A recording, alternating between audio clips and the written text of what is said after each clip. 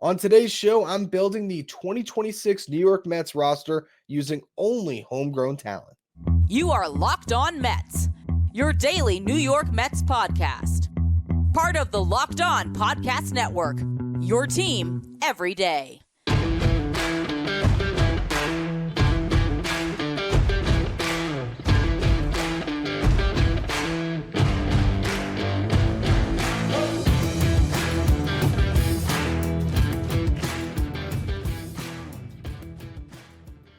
Hello to all you amazing Mets fans. You're watching Locked On Mets, part of the Locked On Podcast Network, your team every day. I'm your host, Ryan Finkelstein. If you want to find any of my work, follow me on X at Finkelstein Ryan. I also find some of my writing at justbaseball.com, where I work as the managing editor.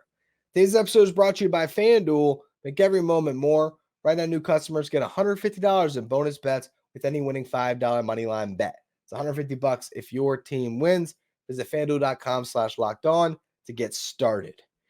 Building out the 2026 New York Mets using homegrown talent. This is an exercise I did last year for the 2025 Mets. So a lot of fun to do it. An episode that got a lot of traction. So I appreciate all of you who watched then and all of you who are watching now as we continue what I hope will be an annual tradition, looking a couple years into the future and trying to figure out what the Mets will be. I also want to get into a caveat before we even get started. Defining homegrown talent. I understand that technically, by definition, homegrown talent are players that are drafted or signed originally by the organization.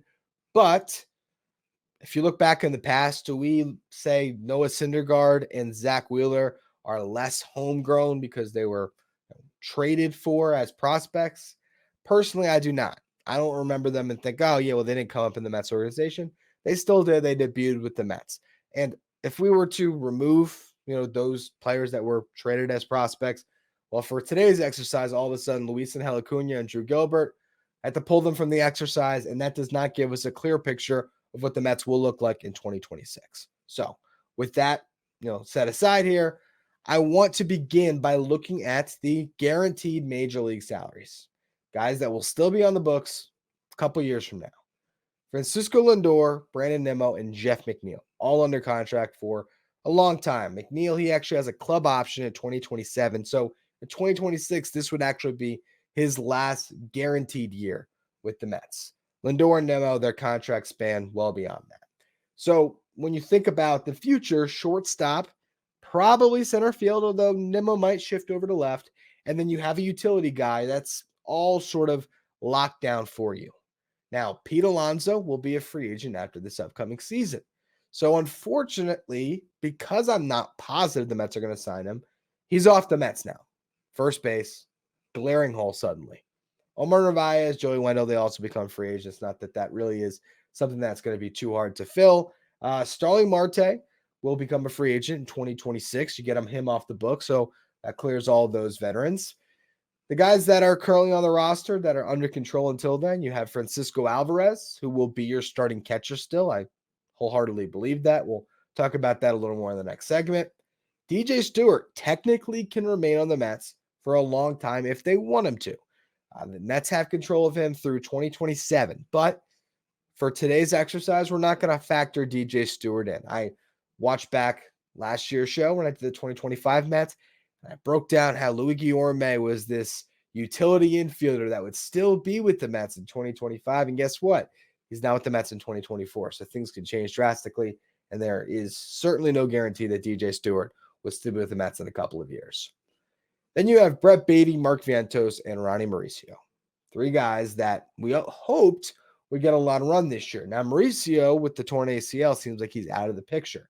But Brett Baty and Mark Vientos have a chance to claim future jobs. For Baty, that's third base. For Vientos, to a certain extent, that's third base, but I think more likely it would be that Mark Vientos has a great season, and that's as a DH this year, where he could maybe grab a long-term DH spot, or even in another world, he's so good as a hitter this year that the Mets are comfortable, or maybe if they're not even comfortable, but if Pete Alonso ends up signing somewhere else, Mark Vientos might be the first player to get that crack at it. So it's a big year for those two, for Baty and Vientos, because 2024 is their widest runway that they're going to get. If they fail this season, who knows if they're still going to be even in this organization by 2026. And not to mention, there's the next wave of players coming up behind them that could grab some of these roles as soon as, for some of these guys, that might be up midseason this year or by 2025, and certainly by 2026. Looking at the pitching side of things, this is where the Mets organization is clearly showing some glaring weaknesses, okay? Because you have, as far as guaranteed lockdown money right now, it will be on the books. There's two pitchers, Kodai Senga and Edwin Diaz, but Kodai Senga comes with a caveat. He has an opt-out after the 2025 season. Now, that's going to vest if he pitches 400 innings between 2023 and 2025. That's how the contract was written. In these first 3 years, he had to get up to 400 innings pitched, and then he can opt out of a contract that pays him $15 million a year, a contract that he has already outperformed in the first year of the deal. And if he pitches anywhere close to that over the next 2 years, he's going to exercise that opt-out. He threw 166 and a third innings this past year. That means he's 233 and 2/3 innings away from being able to exercise that opt-out. So for today's episode, we're going to have to factor in Kodai Senga as being off the team, because just based on his current contract, without thinking of a future extension, I don't think he's on the Mets at that point. I think he's able to test free agency. Edwin Diaz under control through 2027, so he'd be there. Tyler McGill through 2027, if he can hang around that long. Almost the Guillorme of pitchers in this example, but hey, he's still going to be sticking around maybe. David Peterson through 2026. And then other than that, it's Jose Budo and then all these other pitchers when it comes to relievers that you just can't count on. Brooks Raley will not be on the team by then. So Drew Smith, he'll be a free agent after this year. Not a lot of pitchers that you look at and can say, oh, yeah, they'll be with the Mets in a couple of years. So they got to figure that out. And if you think about trying to potentially reset the luxury tax for the Mets here, that's in 2025 or 2026, getting under that tax line to reset all the penalties. The easiest way to do that is to develop your own pitching, because what have we seen this year? If you assign even a fifth starter, the beginning price is like $11 million a year. And the better they are, you keep tacking on millions. And so if you're even signing a 3, like Shota Imanaga in this free agency, he might make $20 million a year. Eduardo Rodriguez, $20 million a year. That's what he did make. So pitching is very expensive. That's how your team gets cheaper. In the final segment, we're going to go all through the pitching options. But if we're looking at what the Mets have to learn this year, what they have to learn in 2025, they got to figure out the corner spots in their infield. They got to figure out the corner spots in their outfield. Sort of have to figure out second base, but I'll explain in a minute how they have a lot of coverage there. Really, the only things that we know about the 2026 Mets for certain is that Francisco Alvarez should be the starting catcher. Francisco Lindor should be the starting shortstop, and Brandon Nimmo should be the starting center fielder, and Edwin Diaz should be the closer, which leaves us a lot of work to do in the final 2 segments. I'll get to all of that in a minute, but first, today's episode is brought to you by FanDuel. Score this NFL season with FanDuel, America's #1 sportsbook. Right now, new customers get $150 in bonus bets with any winning $5 moneyline bet. It's $150 if your team wins. If you've been thinking about joining FanDuel, there's no better time to get on the action. The app is so easy to use, and there's a wide range of betting options, including the spread, player props, over-unders, and more. I'm personally all about betting on the NBA right now because I'm a big basketball fan, and every night there's always so much that you can combine. You can look around the league, find different players if you want. Let's just say like me, I'm a Miami Heat fan. Sometimes I like to just ride the hometown guys for me. So I'm looking at Jimmy Butler over points a lot of nights, Duncan Robinson over threes, combine that with the Heat getting a victory. And if they do, parlays odds are really going to pay me out in a big, big way. Or if I'm just so confident that they're going to win, you just place that $5 money line bet if you're starting. And remember, that first $5 money line bet, you can get $150 in bonus bets guaranteed. You can visit at FanDuel.com/lockedon, kick off the NFL season. FanDuel, official partner of the NFL. If you don't want to miss out on any of the latest Mets news this offseason, make sure you become a Locked On Mets insider. It's our texting service where I can send updates anytime something exciting happens with the Mets. If there's a rumor, news item, a crazy story that's out there, I can send you all a link. I can send you all my hot take on it, whatever it is. So if you want to become a Locked On Mets insider, get the inside scoop, find the link in the episode description or go to subtext.com/LockedOnMets. All right. So this is the fun part. Let's build out the starting lineup of the 2026 New York Mets. We're going to do this by position. So we start at catcher, Francisco Alvarez. Already said that that's going to be the guy. I don't think there's really any doubts about it in my mind at this point. On tomorrow's show, I'm going to break down, assuming there's not any news that we get to discuss, what a pre-arb extension for Francisco Alvarez could look like. So we'll have even more on Alvarez for tomorrow's show. First base. Remember, Pete Alonso's a free agent in 2025. We're saying that he's leaving for another team for today's exercise. Although I think the more you think about it, still makes the most sense just to sign Pete. But hey, that deal has not been consummated just yet. So at this point, first base would go to Mark Vientos. I think that's the only option. The other one would be Ryan Clifford, and I have him at DH. Okay, so Ryan Clifford, for those of you who aren't aware, was the second prospect that came to the Mets in the Justin Verlander trade. At the time, I believe he had 19 home runs in high A with the Astros at 19 years old. And he had a couple more with the Mets, maybe 6. Don't quote me on that. I didn't pull that stat for the show. He actually struggled with the Cyclones. He did not earn a promotion up to Double-A like Jett Williams did. It was a rough, end of the season after coming over in that trade. He still has incredible pop. The question with Ryan Clifford is, what position is he going to play?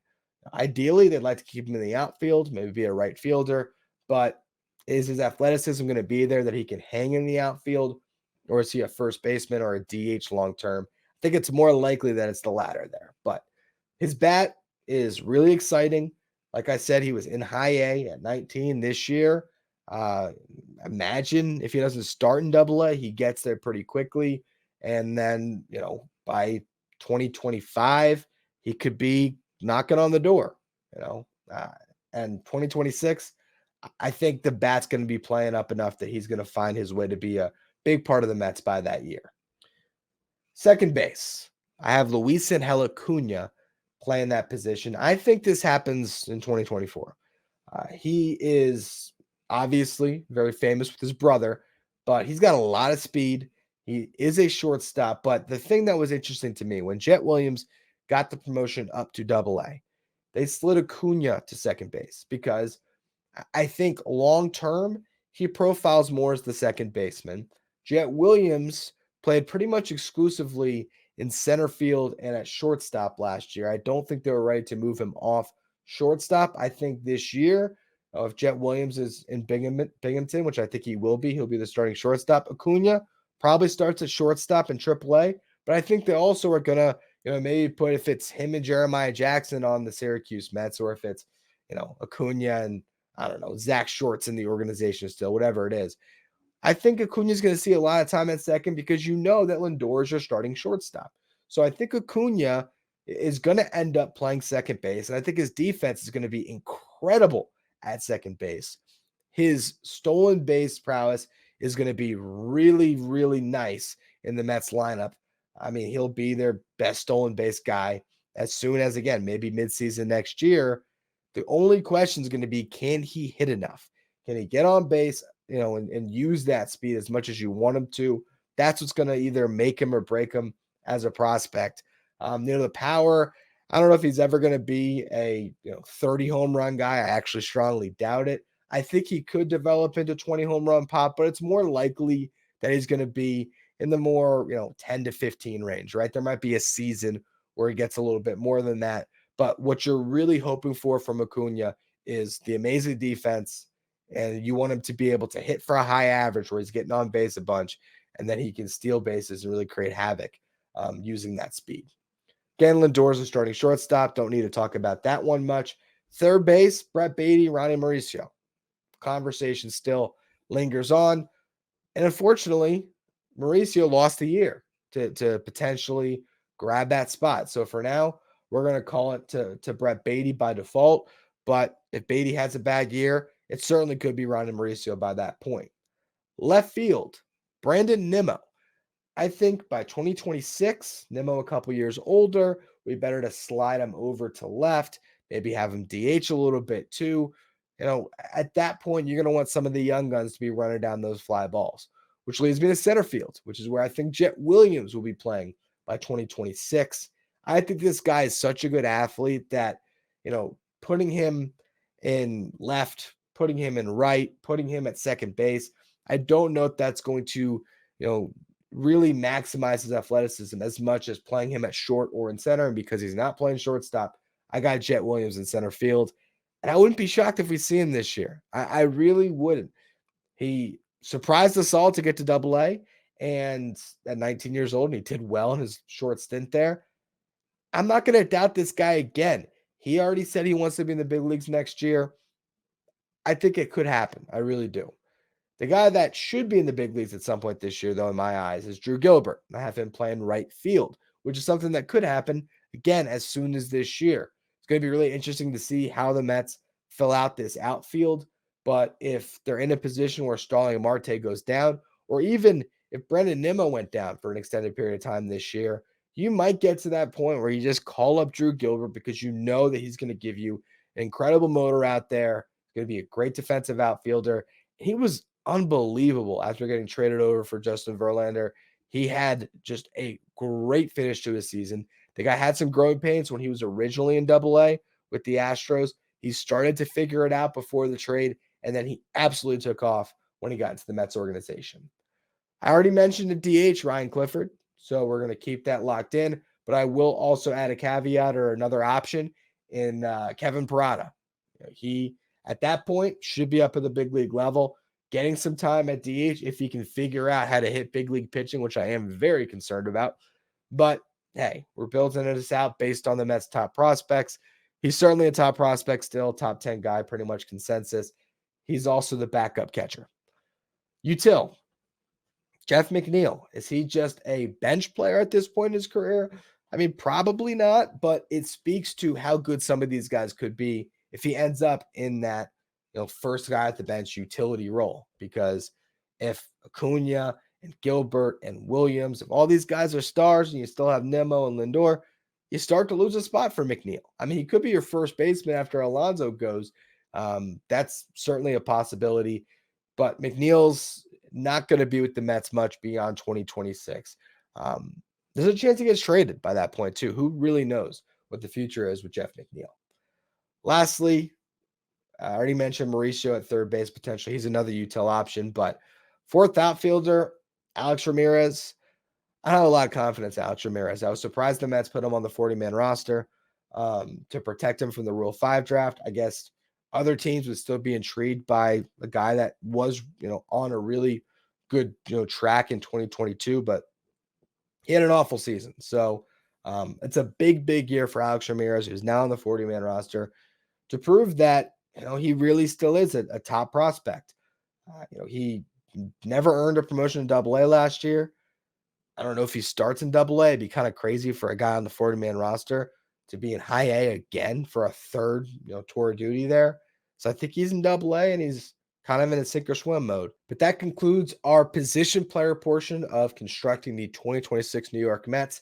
Next here, I'm going to look at the pitchers that could be filling out the rotation by then. Who has the best shot of being a quality starter for the Mets for a long time? We'll get to that in a minute. First, though, another word from our sponsors. For those of you who are watching on YouTube, if you can do me a favor, hit that subscribe button. The goal right now is to get to 7,500 subs by the end of the year, and we're really close. As I'm recording, 26 subscribers away, so appreciate all of you who do me that favor and hit that button. Now, pitching. Who will be in the Mets rotation by 2026? Well, as I already said, Kodai Senga could have opted out at this point, which means the decks are completely clear. Hopefully Yoshinobu Yamamoto is the ace of this team, but we're still holding out on that. One little note, the Yankees met with Yamamoto on Sunday, and John Heyman came out and let it be known that Yamamoto requested that meeting with the Yankees. Wow. What a report, obviously coming from the Yankees camp. But then it was also reported by Andy Martino, if I'm not mistaken, that Yamamoto was the one who requested that meeting with the Mets a couple days prior. So for anyone who's reading into the fact that Yamamoto requested a second meeting with the Yankees, he also requested a second meeting with the Mets, and he gave them a lot more notice than he gave the Yankees. The Yankees has sort of had them throw together a meeting at the last minute when it's like, oh, I'm already in town. I guess I should meet with you guys too. So read into that now as you will, as Mets fans, trying to hope that Yamamoto is going to end up in the New York Mets rotation by 2026. But if he doesn't, here are the options. David Peterson, that would be his last arbitration year. Had that surgery on the hip, right? It was a hip. David Peterson. Yeah, hip surgery. We don't know how much that was affecting him. He did say it was affecting him this past year. So maybe David Peterson returns to 2022 form in 2025 and could really lock down a rotation spot. The Mets would love for that to happen because he would be a cost-controlled starter. Tyler McGill, is he going to suddenly establish himself? I don't know if I believe it. I also don't necessarily believe in Jose Budo to be a long-term fixture in the rotation. I think those guys can help you. I think they can pitch, solid innings for you in 2024. But having a rotation spot by 2026, I just don't necessarily see it. So we get to the top pitching prospects in the organization. By 2026, we should see Blade Tidwell. This guy has probably the best stuff in the organization. And the question is just, can he, for one, control it, 3 times through the lineup? And how much does he develop all these secondaries, right? The fastball, we know it's good. That breaking pitch, the slider, that's been a good weapon for him, but he's also been refining it. They're going to keep on optimizing it. He's going to go through the pitching lab. They're going to decide if they want it to be more of a sweeper, more of a slider. How much break do they want on it? What angle is he going to throw it from? All that stuff. Hopefully, he can really have that as a fine-tooled weapon, and he can just keep adding to his arsenal and really be a 4-pitch pitcher. And then who knows? He could actually be a frontline guy. He's one of the few guys in this system that profiles to have frontline stuff. So the Mets are really hoping for a lot from Tidwell because they had another guy that they were once hoping a lot of in Matt Allen, who had to get his Tommy John surgery redone. And you just have no idea what to expect from him now. I don't even think he's listed in the Mets top 30 anymore, which is crazy because he was such a highly touted prospect, considered the best arm in the system, even though he hadn't even pitched in the system. So Matt Allen, just a little aside there. We'll see if he can get back on the mound this season and start to regain some of that prospect status. A guy that I love, though, that is in the Mets system and is now, in my eyes, a top 10 prospect is Christian Scott. He has a great fastball, good changeup. The question is, can he develop a breaking pitch? Because it's very hard to just be fastball changeup and be a starting pitcher. Now, his fastball is good enough that he's able to really get by with it, and that's why he was able to just carve up competition in high A and double A. But a fastball alone is not going to get the job done in the big leagues. I actually have a lot of really good information on Christian Scott that deserves a deeper dive, maybe a full episode. I'm just remembering this now as I'm talking about him. So I'll put something together on Scott. That might be something we do this week as well. Because, hey, free agency is tough to talk about right now. So maybe we'll do a little more of a prospect-heavy week here. Beyond Christian Scott and Blade Tidwell, Mike Vasil is the other pitching prospect that is close and profiles as a starter long-term. He was in AAA last year, had some mixed results, had some really good starts, had a lot of bad starts. The control sort of eluded him once he got to AAA. We'll see. That's a tough league to pitch in. So you can't look at those balloon numbers and just write them off. Look at what Dominic Hamill did in AA. I think Mike Vasil would have kept on out pitching Hamill had he stayed down at that level, but there's a reason why he got the call up. We could see Mike Vasil this season, and I'd be excited to see what he could bring to the table.